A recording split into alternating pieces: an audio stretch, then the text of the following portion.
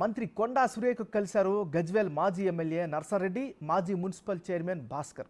గత ప్రభుత్వ హయాంలో నిబంధనలకు విరుద్ధంగా డబుల్ బెడ్రూములు పంపిణీ చేశారని, వాటిని సర్వే చేయాలని కొండా సురేఖకు వినతి పత్రాన్ని అందించారు. సర్వే తర్వాత అర్హులైన వారికి డబుల్ బెడ్రూమ్ ఇళ్లను పంపిణీ చేయాలని మంత్రి సురేఖను కోరారు.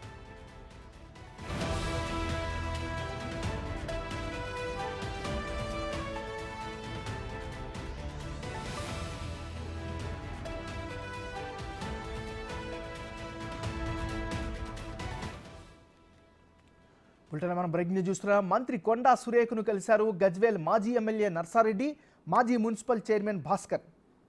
గత ప్రభుత్వ హయాంలో నిబంధనలకు విరుద్ధంగా డబుల్ బెడ్రూములు పంపిణీ చేశారని, వాటిని సర్వే చేయాలని కొండా సురేఖకు వినతి పత్రాన్ని అందించారు. ఇక ఇదే అంశానికి సంబంధించి మరింత తాజా సమాచారాన్ని మా డిప్యూటీ బ్యూరో చీఫ్ సాదిక్ అందిస్తారు. సాదిక్, చెప్పండి. ఎమ్మెల్యేలు గత ప్రభుత్వ హయాంలో గజ్వేల్ పట్టణంలో నిబంధనలకు విరుద్ధంగా పంపిణీ చేస్తున్నటువంటి డబుల్ బెడ్రూమ్ ఇళ్లపై సర్వే చేయాలని కోరుతూ గజ్వేల్ సంబంధించిన నియోజకవర్గ నాయకులు, అదేవిధంగా ప్రజాప్రతినిధులు ఈరోజు సెక్రటరియట్ లో ఉమ్మడి మెదక్ జిల్లా ఇన్ఛార్జిగా ఉన్నటువంటి మంత్రి కొండా సురేఖకు అయితే వినతి పత్రం ఇవ్వడం జరిగింది. సర్వేల అనంతరం అర్హులైన వారికి డబుల్ బెడ్రూమ్లు ఇవ్వాలని కూడా వాళ్ళు విజ్ఞప్తి చేయడం జరిగింది. ఈ మేరకు మంత్రి కూడా సానుకూలంగా స్పందించడం జరిగింది. అయితే గత ప్రభుత్వ హయాంలో మాత్రం గజ్వేల్ పట్టణంలో చాలా విచ్చలవిడిగా నిబంధనలకు విరుద్ధంగా పంపిణీ చేశారు డబుల్ బెడ్రూమ్లు ఇళ్లని కూడా.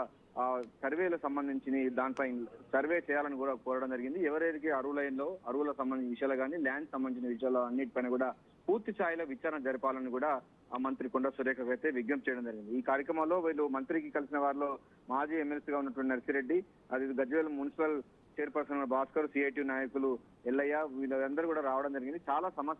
చాలా దారుణమైన సమస్య గజ్వేల్ పట్టణం సంబంధించిన ప్రజలు ఎదుర్కొంటున్నారు. గత ప్రభుత్వంలో డబుల్ బెడ్రూమ్ సంబంధించినటువంటి ఇళ్ల నిర్మాణంలో అనేకమైన అవకతవకలు జరిగాయి. నిబంధనలకు విరుద్ధంగా పంపిణీ చేశారు. ఎందుకంటే లబ్ధిదారులకు సంబంధించిన ఎంపికల్లో కూడా పారదర్శకంగా పాటించకుండా బీఆర్ఎస్ పార్టీ సంబంధించిన కార్యకర్తలు వారి యొక్క నాయకులకు మాత్రమే డబుల్ బెడ్రూమ్లు ఇచ్చారని కూడా వాదన కూడా బలంగా ఉంది. అనేక వార్తలు కూడా వచ్చిన సందర్భం కనబడింది. సో ఈ మేరకు పూర్తి స్థాయిలో సర్వే విచారణ జరిపించి ఎవరైతే లబ్ధిదారుల ఎంపికలో పారదర్శకంగా చేయాలి, ఇలా సర్వేను పూర్తి స్థాయిలో చేయాలని కూడా విజ్ఞప్తి చేయడం జరిగింది. ఈ మేరకు కొండా సురేఖ కూడా వారికి సానుకూలంగా స్పందించి దీనిపైన పూర్తి వివరాలను కూడా జిల్లా కలెక్టర్ ద్వారా తెప్పించుకొని ఫర్దర్ యాక్షన్ ముందుకు పోతామని కూడా హామీ ఇవ్వడం జరిగింది. ఏమన్నారు?